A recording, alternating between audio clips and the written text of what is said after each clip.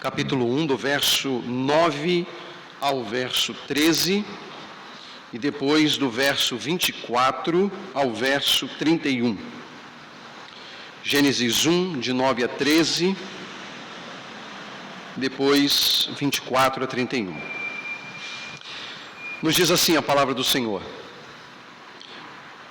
E disse Deus: ajuntem-se num só lugar as águas que estão debaixo do céu, e apareça a terra seca. E assim foi. A parte seca Deus chamou terra, e chamou mares ao conjunto das águas. E Deus viu que ficou bom. Então disse Deus: cubra-se a terra de vegetação, plantas que deem sementes e árvores cujos frutos produzam sementes de acordo com as suas espécies. E assim foi. A terra fez brotar a vegetação, plantas que dão sementes de acordo com as suas espécies e árvores cujos frutos produzem sementes de acordo com as suas espécies. E Deus viu que ficou bom. Passaram-se a tarde e a manhã. Esse foi o terceiro dia. Verso 24. E disse Deus: produza a terra seres vivos de acordo com as suas espécies, rebanhos domésticos, animais selvagens e os demais seres vivos da terra, cada um de acordo com a sua espécie. E assim foi. Deus fez os animais selvagens de acordo com as suas espécies, os rebanhos domésticos de acordo com as suas espécies, e os demais seres vivos da terra de acordo com as suas espécies. E Deus viu que ficou bom. Então disse Deus: façamos o homem à nossa imagem, conforme a nossa semelhança. Domine ele sobre os peixes do mar, sobre as aves do céu, sobre os grandes animais de toda a terra, e sobre todos os pequenos animais que se movem rente ao chão. Criou Deus o homem à sua imagem, a imagem de Deus o criou, homem e mulher os criou. Deus os abençoou e lhes disse: sejam férteis e multipliquem-se, encham e subjuguem a terra, dominem sobre os peixes do mar, sobre as aves do céu e sobre todos os animais que se movem pela terra. Disse Deus: eis que lhes dou todas as plantas que nascem em toda a terra e produzem sementes, e todas as árvores que dão frutos com sementes. Elas servirão de alimento para vocês. E dou todos os vegetais como alimento a tudo que tem em si fôlego de vida, a todos os grandes animais da terra, a todas as aves do céu e a todas as criaturas que se movem rente ao chão. E assim foi. E Deus viu tudo o que havia feito, e tudo havia ficado muito bom. Passaram-se a tarde e a manhã. Esse foi o sexto dia. Assentem-se, meus irmãos.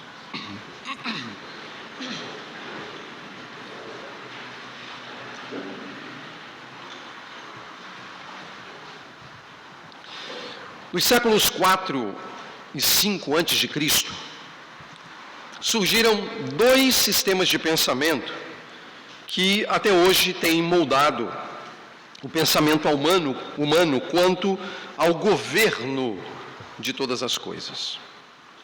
O primeiro sistema foi fundado por um filósofo chamado Zenão. Viveu ali entre os anos 490 e 430 a.C., e ele criou uma escola conhecida como estoicismo. O estoicismo afirmava e afirma que o mundo é governado pelo destino.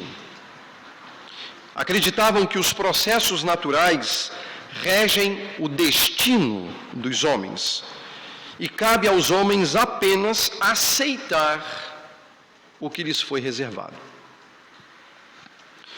O segundo foi fundado por Epicuro, cerca de 341 a 270 a.C., foi o período que ele viveu, e é conhecido como epicurismo. Epicurismo afirmava que o homem é governado pelo acaso. Por isso, é necessário que o homem, através de seus sentidos, obtenha o máximo possível de satisfação, de prazer, e afaste de si todo sofrimento.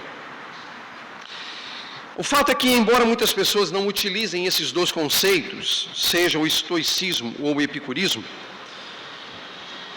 muitas vivem à luz desses dois conceitos. Sem se darem conta, os seus pensamentos são moldados ou por um governo do acaso ou por um governo do destino.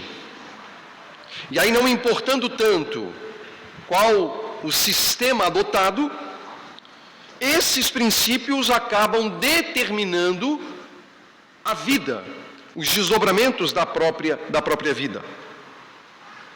Para uns, por exemplo, hoje, o que importa é o agora, é a busca do prazer a todo custo.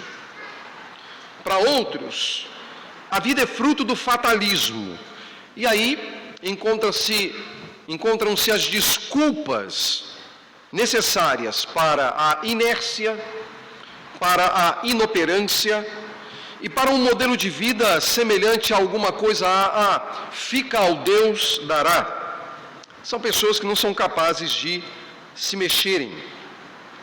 Não poucas pessoas, ainda que possam inclusive defender o governo de Deus sobre todas as coisas, vivem como se Deus não governasse todas as coisas, porque ou elas são moldadas pelo destino, ou elas são moldadas pelo acaso. No período patrístico, estamos falando ali mais ou menos do século IV, depois de Cristo, a igreja, através dos seus pastores, através dos seus líderes, assumiu uma posição que confrontava esses dois pensamentos que eram muito presentes no período dos pais da igreja. E a posição assumida pela igreja era de que Deus, de fato, governa o mundo. Ele preserva o mundo. Ele age no mundo. Ele dirige o mundo. E ele conduz o mundo a um fim que promoverá a sua glória e também a sua honra. A isso, os teólogos do período patrístico chamaram de doutrina da providência. Isso é, a doutrina que ensina sobre a provisão que Deus faz para os fins de seu governo. E a passagem desta manhã nos ensina sobre essa importante doutrina bíblica ligada às obras divinas na criação. E é bem interessante que a doutrina da providência, ela normalmente é discutida no âmbito da doutrina da criação. Vamos olhar para o texto. Após a separação das águas feita pelo Senhor, e aí você vai recordar que Deus criou um domo, um firmamento, fazendo separação entre as águas que estavam sobre o firmamento e as águas que estavam sob o firmamento, Deus ordenou que a terra seca aparecesse. Então agora a ênfase recai para os processos debaixo do firmamento, debaixo do domo, debaixo do céu. Pela palavra do seu poder, a Escritura diz que as águas, que inclusive para muitas nações era uma divindade e, portanto, deveria ser adorada, obedeceram à ordem divina, submeteram-se à ordem divina. E com isso Deus fez surgir o que é belo, o que é produtivo, o cenário habitável, onde seriam colocadas várias espécies de animais, várias espécies de vegetais, mas também o primeiro casal. E o primeiro casal como uma espécie de coroa de toda a criação. Levando-se, meus irmãos, em conta que em muitas culturas primitivas, tanto a terra como os seres vivos eram convertidos em divindades pagãs e, consequentemente, eram adorados, quando Deus se revela ao povo de Israel no deserto, Ele ensina por meio da sua palavra dada a Moisés, que todas as coisas no céu, na terra e debaixo da terra estão sob o poder de Deus e servem aos propósitos de Deus. E isso tinha como objetivo fazer com que a nação de Israel devotasse a Deus, o mesmo Deus que os libertaria do poder egípcio. Completa devoção, obediência aos mandamentos, obediência às suas ordenanças, obediência à lei. E nessa narrativa especificamente, também havia o propósito de demonstrar a maneira sábia e ordeira de Deus fazer as coisas, de Deus manter as coisas. Diz a Escritura que no terceiro dia Deus criou o ambiente, isto é, a forma. Enquanto no sexto dia, as coisas que preencheriam o ambiente, o conteúdo. Isso nos leva àquelas relações sobre as quais já temos insistentemente falado, domingo após domingo, entre forma e conteúdo, de acordo com as relações paralelísticas propostas pelo próprio texto bíblico.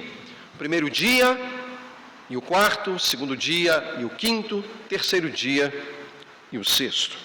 E como vimos, como uma espécie de último ato da criação, um verdadeiro grande finale, algo impressionante, até emocionante no teatro da criação, Deus fez o homem e a mulher e os abençoou com a capacidade de se multiplicarem e gerenciarem a criação como um mordomo ou como mordomos sobre os bens do seu Senhor.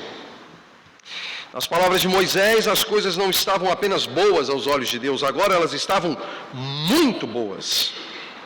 Tudo havia ficado muito bom. Tudo estava perfeito.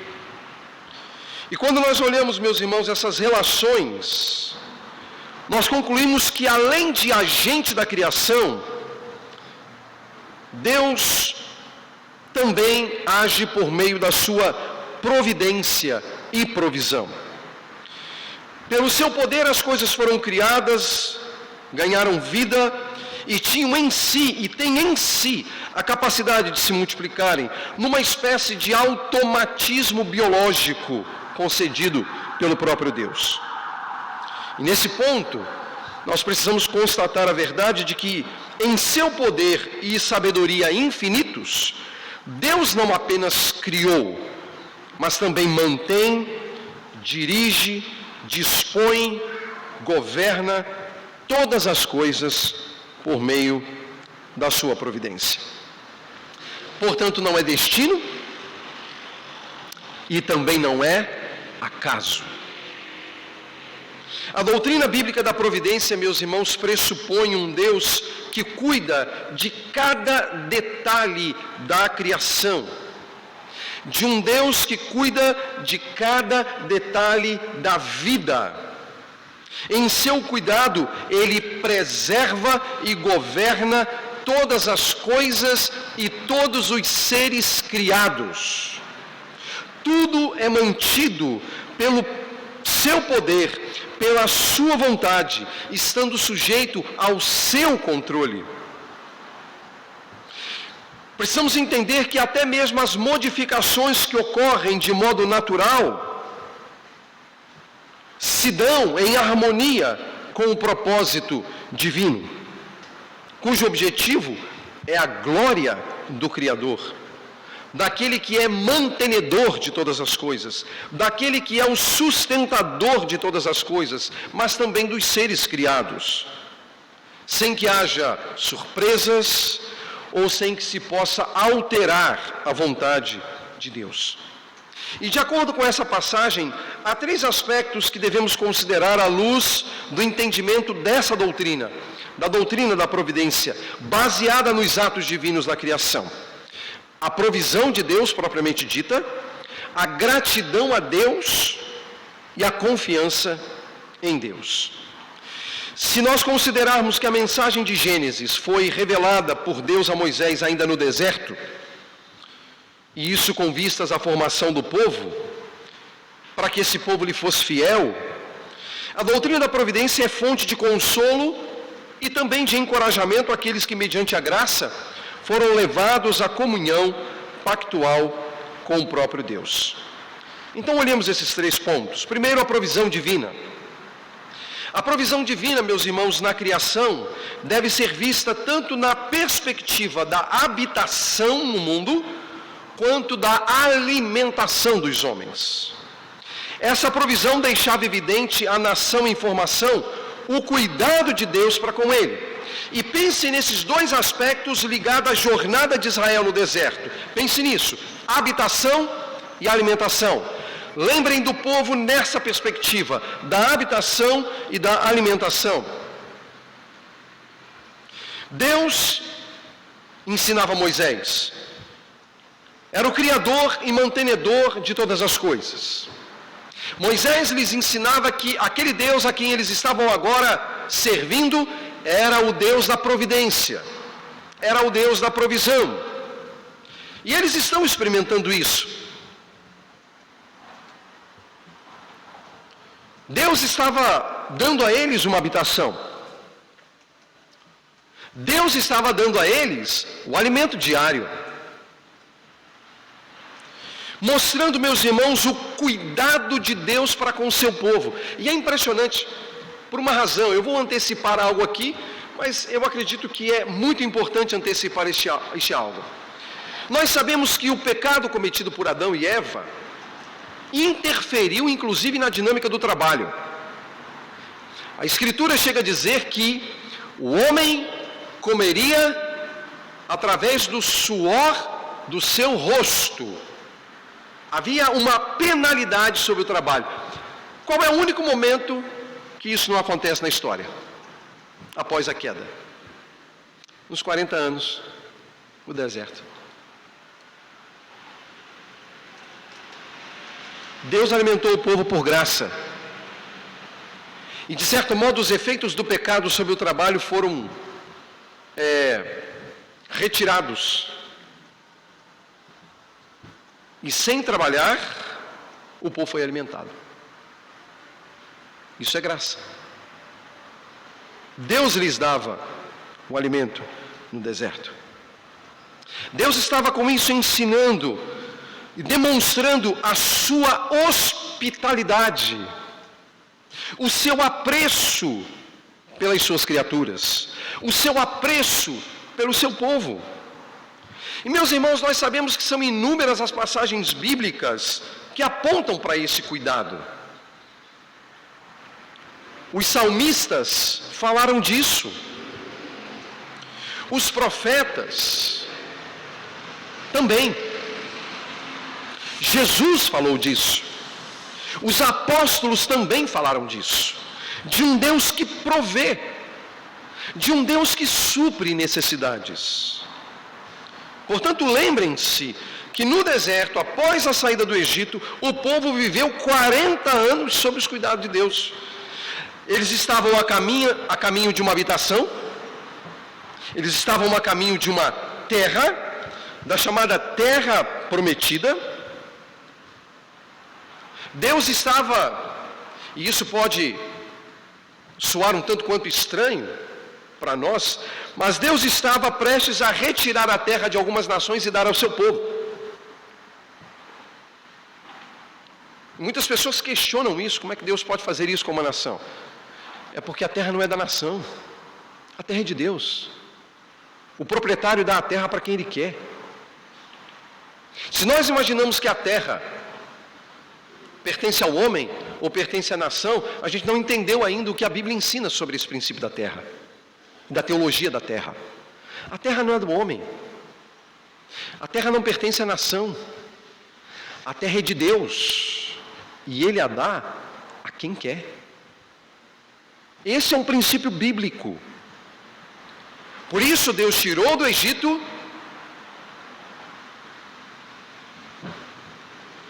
e deu a terra. A terra é de Deus. A terra é de Deus. Se nós não entendemos isso, nós vamos entrar pelo viés da discussão sobre a legitimidade ou não de Israel habitar naquela terra desde 1948. Mas, meus irmãos, a terra não é de nação alguma. A terra é de Deus, Ele dá a quem quer. A terra é de Deus. Deus é o Senhor da terra. E Ele faz com a propriedade dele o que Ele bem entender.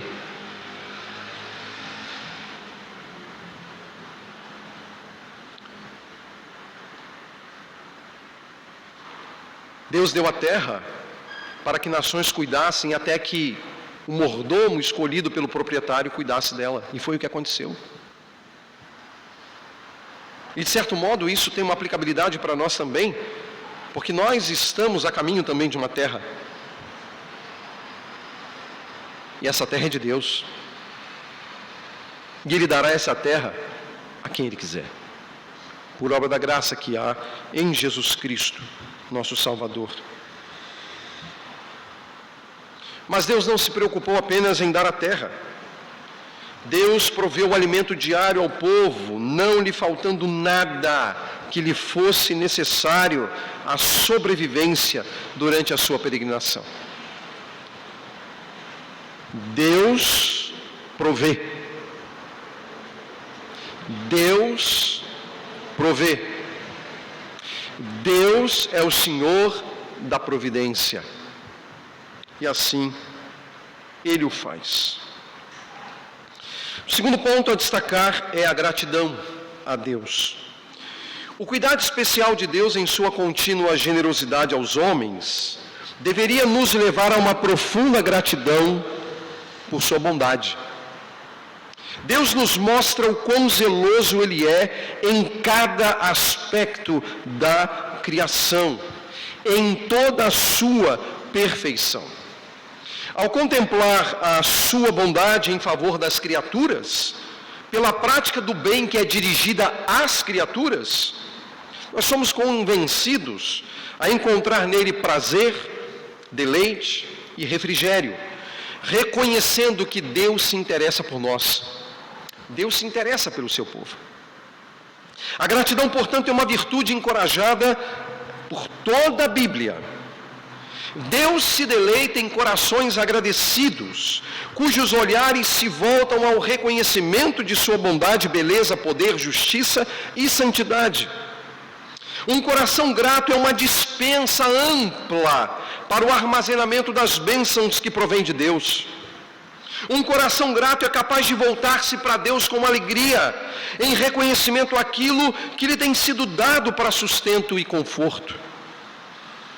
A gratidão deve ser algo que move o coração do servo de Deus, em reconhecimento ao seu favor, em reconhecimento à sua bondade, em reconhecimento à sua graça, em reconhecimento à sua misericórdia, em reconhecimento à sua provisão. Porque apesar de todas as lutas e circunstâncias que nós já atravessamos na vida, algumas das quais nós imaginávamos que nós não iríamos vencer, nós vencemos, nós estamos aqui. Nós podemos olhar para trás e ver como é que Deus encaminhou todas as coisas. Como é que Deus dirigiu todos os passos, mesmo no momento em que nós achávamos que Deus estava ausente, que Deus estava despreocupado e que Ele não se importaria. Mas, meus irmãos, esse não é o Deus da Escritura. O Deus da Escritura cuida do seu povo. O Deus da Escritura provê para o seu povo, por uma razão. Ele é o Deus da providência. O terceiro aspecto é a confiança em Deus. Há uma incapacidade na mente humana. E essa incapacidade tem levado muitas pessoas a questionarem as ações divinas. Falta-lhes muitas vezes a confiança. Parece que, meus irmãos, em muitas ocasiões a régua que nós utilizamos para julgar as coisas, e às vezes até mesmo para julgar o próprio Deus, é colocada em posição que seja cômoda aos olhos humanos. E por esse padrão que muitas vezes eu estabeleço e que você estabelece, Deus é continuamente colocado no banco dos réus. Ali ele é julgado. E normalmente após as reflexões humanas, que lembremos são obtusas e corrompidas pela queda, nós condenamos o próprio Deus. Sobretudo quando nós assistimos algumas coisas que ocorrem, algumas coisas que acontecem, e que a mente humana não é capaz de compreender. Tragédias, por exemplo, da vida, catástrofes, nós não somos capazes de compreender. Por uma razão, a régua, ela é colocada num nível que traz comodidade aos nossos olhos, mas a régua não deveria ser colocada ali. Ela deveria estar no lugar que o próprio Deus a coloca. É pela ótica de Deus e não pela ótica humana. Então, todas as vezes que nós tentamos entender as tragédias da vida, as catástrofes da vida, pela régua que nós colocamos, a nossa incapacidade, o fato de nós sermos obtusos,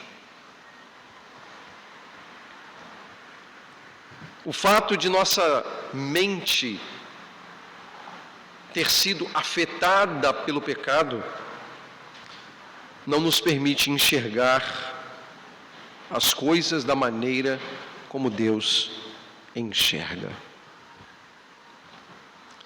E nesse caso, meus irmãos, a natureza implantada pelo Evangelho de Jesus Cristo no coração humano, ainda que muitas vezes esse humano, cujo coração foi mudado pelo poder do Evangelho, ainda que esse coração não seja capaz de compreender muitos aspectos da vida, não seja capaz de compreender muitos desdobramentos da vida, a confiança que esse indivíduo tem em Deus acalma o seu coração.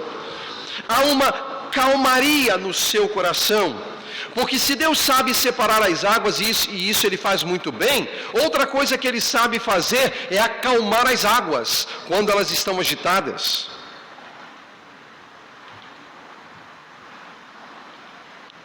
Há uma calmaria que é trazida por Deus ao coração do homem.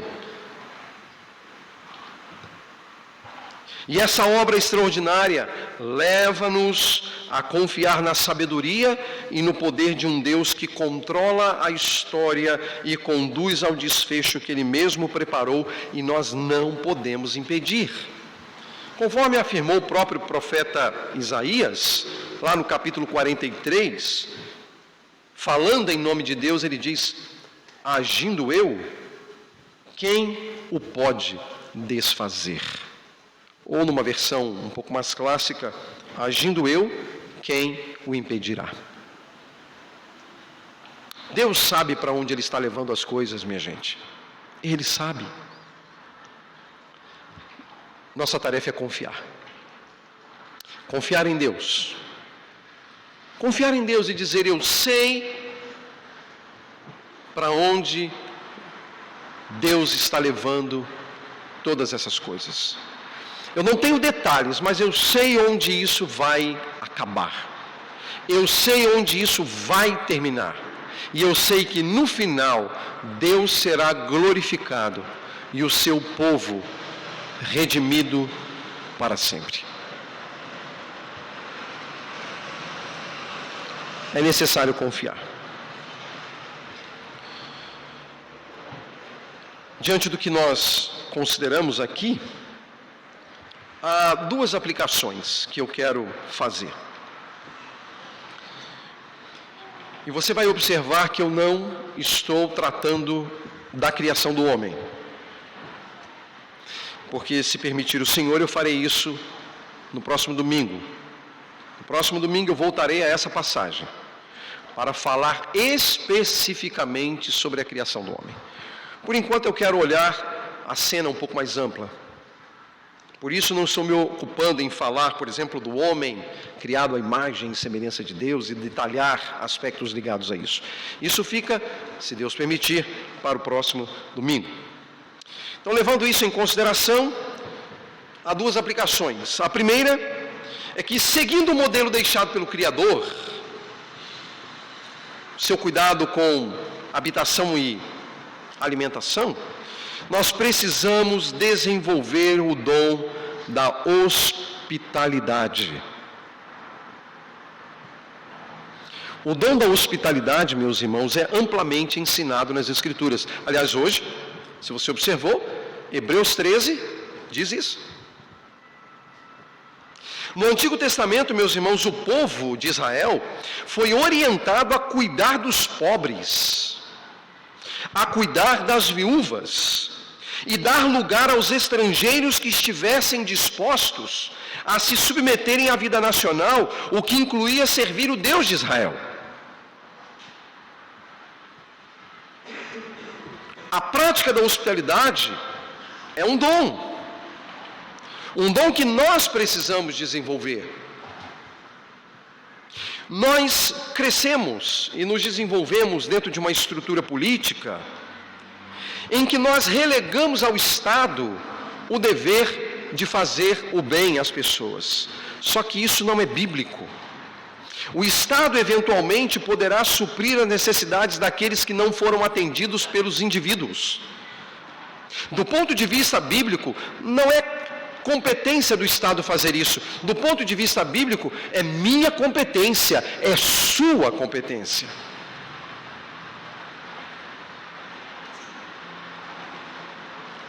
É minha competência e é sua competência socorrer os pobres. É minha competência e sua competência socorrer as viúvas. É claro que talvez hoje as viúvas não sofram tanto como naquele tempo, porque hoje há estruturas que, de algum modo, criam um contexto de sobrevivência para elas. Eu não estou aqui julgando se esse contexto de sobrevivência é suficiente ou não é suficiente, mas que existe, existe. Nessa época, as viúvas eram amplamente desamparadas. Elas precisavam do favor dos filhos, mas muitas vezes os filhos também não cuidavam das viúvas, como você vai lembrar sobre aquele episódio em que o próprio Senhor Jesus Cristo narra, de que um filho não estava disposto a socorrer e honrar o pai, porque os bens que ele tinha, ele designou como corbã, como sacrifício. E aí era dado para Deus, não ia socorrer pai e mãe, eu ia dar para Deus. E esse dar para Deus, esquecendo de pai e mãe, era uma maneira de desonrar pai e mãe, portanto era uma maneira de desonrar a lei de Deus. Ainda que eles imaginassem que estava glorificando a Deus a fazer isso. O fato é, meus irmãos, que o dom da hospitalidade é o dom que Deus concede a nós individualmente em um grau maior ou menor, e a igreja como um todo, para socorrer os necessitados. Se você parar para pensar, é como se, ao estabelecer as comunidades locais, Deus não somente estivesse provendo as pessoas com a redenção e com a palavra, mas a vida também. E esse cenário nós encontramos no Novo Testamento. Não era isso que o Novo Testamento ensinava? Que eles colocavam os bens aos pés dos apóstolos, vendendo suas propriedades para distribuir aos pobres? Eles não correram a Herodes. Eles não foram a Roma. A igreja tomou providências. Portanto, no Antigo Testamento, nós encontramos esse princípio. Além disso, não sei se você sabe, no Antigo Testamento, e é uma pena que não seja mais assim hoje, né? A terra era um direito das pessoas. Isso era levado tão a sério, que Deus dirigiu as seguintes palavras ao povo de Israel em Levítico: a terra não poderá ser vendida definitivamente, porque ela é minha, diz o Senhor. E vocês são apenas estrangeiros e imigrantes. E é interessante que ele não está falando de nações estrangeiras, não, está falando com o povo de Israel. O povo de Israel era estrangeiro e imigrante. Em toda a terra que tiverem propriedade, concedam o direito de resgate da terra. Se alguém do seu povo empobrecer e vender parte de sua propriedade, seu parente mais próximo virá e resgatará aquilo que o seu compatriota vendeu. Se, contudo, um homem não tiver quem lhe resgate a terra, mas ele mesmo prosperar e adquirir recursos para resgatá-la, calculará os anos desde que a vendeu e devolverá a diferença àquele que a vendeu. E então poderá voltar para a sua terra. Agora, olha que coisa interessante. Mas se não adquirir recursos para devolver-lhe o valor, a propriedade que vendeu permanecerá em posse do comprador até o ano do jubileu. Será devolvida no jubileu e ele então poderá voltar para a sua propriedade. Você observou? Ninguém podia vender a terra em definitivo, porque a terra pertencia a Deus e todo indivíduo tinha direito a uma terra, a um pedaço de terra. As coisas mudaram muito, a gente sabe, né? Não é assim que funciona. Mas em Israel, todo homem que nascia, todo homem, essa era a estrutura da lei de Israel, ganhava um pedaço de terra, que passaria a ser de sua esposa, quando casasse. No Novo Testamento, meus irmãos, o assunto é tratado, no caso o assunto da hospitalidade, em 9 dos 27 livros. Em suas ocorrências, há sempre um desejo de encorajar as pessoas à prática da hospitalidade, sobretudo por causa da propagação do Evangelho de Nosso Senhor. Se você lembra do contexto de Hebreus 13, ele começa de um modo muito interessante falando sobre a necessidade de se preservar o amor fraternal. E nesse contexto ele diz assim: não se esqueçam da hospitalidade. Lembrem-se dos que estão na prisão, como se aprisionados com eles, dos que estão sendo maltratados, como se vocês mesmos estivessem sendo maltratados. Aqui ele não está falando de maltratados e prisioneiros indistintamente, eles estão falando daqueles que, por causa da fé, estavam presos. A gente precisa colocar dentro de um determinado contexto aqui. Mas, de qualquer modo, era uma maneira de provisão, era uma maneira de encorajar as pessoas à prática da hospitalidade. Em Hebreus, inclusive, disse que não se esqueçam da hospitalidade. Foi praticando aqui, sem saber, alguns acolheram anjos. Anjos. Há um documento cristão do 2º século, chamado Didaquê dos Apóstolos, no capítulo 12, versos de 1 a 5, ele vai falar sobre hospitalidade. E ele vai dar algumas orientações bem interessantes sobre a hospitalidade. Ele diz assim: acolham todo aquele que vier em nome do Senhor. Depois, examinem para conhecê-lo, pois vocês têm juízo para distinguir a esquerda da direita. Se os hóspedes, ou se o hóspede estiver de passagem, deem-lhe ajuda no que puderem. Entretanto, ele não permanecerá com vocês a não ser por 2 ou 3 dias, se for necessário. Se quiser estabelecer-se com vocês e tiver uma profissão, então trabalhe para se sustentar. Se ele, porém, não tiver profissão, procedam conforme a prudência, para que um cristão não viva ociosamente entre vocês. Se ele não quiser aceitar isso, é um comerciante de Cristo. Tenham cuidado com essa gente. Rápido e rasteiro sobre como deveria ser o procedimento. De 2 a 3 dias, mantém o cara lá, mas averigue. Averigue para saber se de fato ele sabe ou se ele está com boa intenção no coração. Ele pretende se estabelecer entre você. Ele tem uma profissão que vai trabalhar para se sustentar. Ele pode até morar com você, mas que ele colabore financeiramente com os gastos da casa. É isso que o Didaquê estava dizendo. E, na sequência, ele vai dizer, olha, e se ele não tiver profissão, bom, busque aí a melhor alternativa para poder manter esse indivíduo com vocês e socorrê-lo. Mas, se ele tem profissão e não quer trabalhar, é vagabundo, bota para correr. Tenha medo ou tenha cuidado dessa gente. Esse é o ponto aqui. Esse é o aspecto. Portanto, meus irmãos, há ensinos amplos sobre a necessidade da hospitalidade e do socorro. O socorro às pessoas. Os puritanos, eles tinham uma prática muito interessante, e muitos irmãos aqui conhecem essa prática, porque quando nós estudamos Santos do Mundo aqui na igreja, muitos anos atrás, nós tratamos disso. Os puritanos, eles não trabalhavam muito com moeda, né?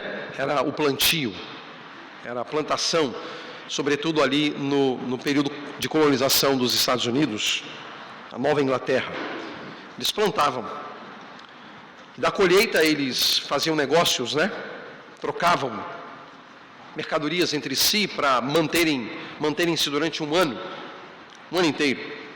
Mas era bem interessante que inicialmente eles separavam a 10ª parte de todo o plantio, ou de todo o cultivo, melhor dizendo, para o culto, para o serviço, para a adoração, para o sustento da casa de Deus. Tiravam praticamente metade ou um pouco mais da metade para o sustento da sua própria família. E mais ou menos 30% a 40% do que eles colhiam para ajuda aos pobres, para socorrer aos pobres. Um bom modelo a ser seguido. Um bom modelo a ser seguido por todos nós.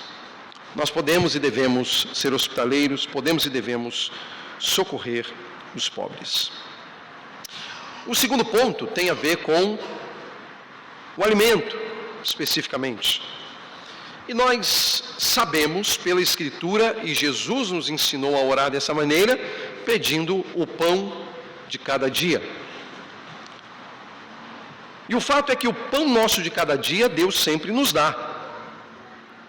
Israel testemunhou que Deus nos concede diariamente tudo o que precisamos. Olha, Ele deu codornizes, Ele deu o maná, Ele fazia jorrar água da rocha. E, meus irmãos, isso por 40 anos. 40 anos. Deus estava provendo. E uma coisa interessante, que é o pecado do povo, chegou um momento que eles não aguentavam mais comer maná, né? Porque se coloca no lugar do povo. Você passar 40 anos comendo bolinho de maná, nhoque feito com maná, claro, estou sendo aqui adequando linguagem, né? Salada de maná, maná cozido, maná frito, enfim. E aí eles dizem, olha, eu não aguento mais comer maná. Estou aguentando mais comer maná. Deus tira o maná? Não. E diz assim, olha, eu estou com saudade dos alhos porós.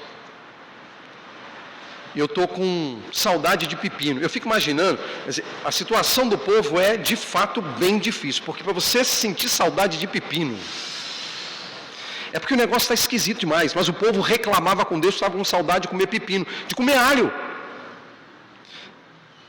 Mas Deus não tirou o maná, Deus continuou dando maná. Até porque o maná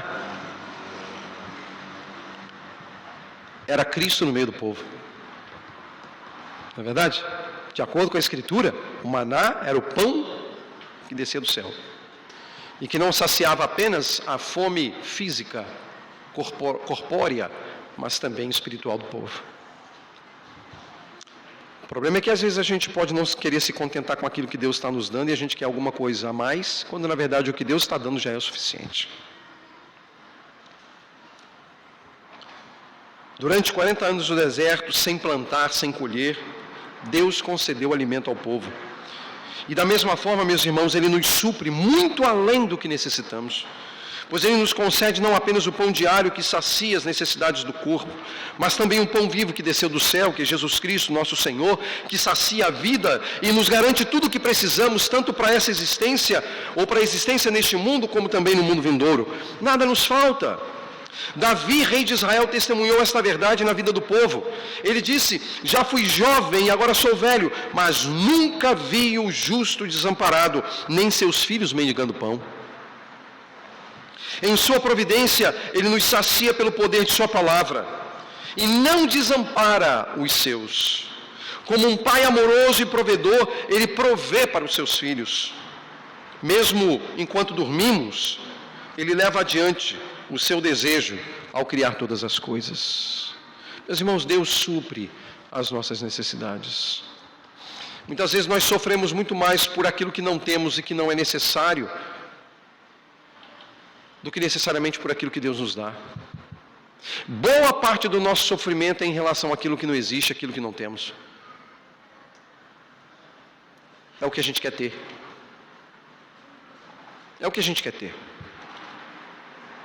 E aí queremos E eu não estou dizendo com isso que você não possa ter e nem deva ter objetivos na sua vida. Não deva se organizar para obter coisas. Não é isso, claro que não. Mas quando essas coisas elas ganham a preeminência e também a proeminência, então nós sofremos. Quando Deus nos dá tudo que precisamos. Ele nos veste como veste os lírios do campo.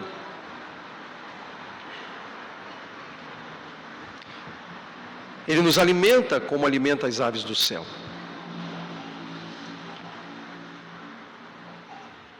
Ele supre as nossas necessidades. Porque Ele é o Deus da providência. Irmãos, que esse Deus, bondoso Deus, que é o Deus da providência, siga reinando com autoridade sobre toda a ordem criada. Que seus planos sejam cumpridos, que o seu reino venha. Que a igreja de Jesus seja preservada, e preservada santa, imaculada perante Ele. E que logo, logo ocorra o desfecho dessa história, e a criação seja em definitivo também redimida por Jesus Cristo.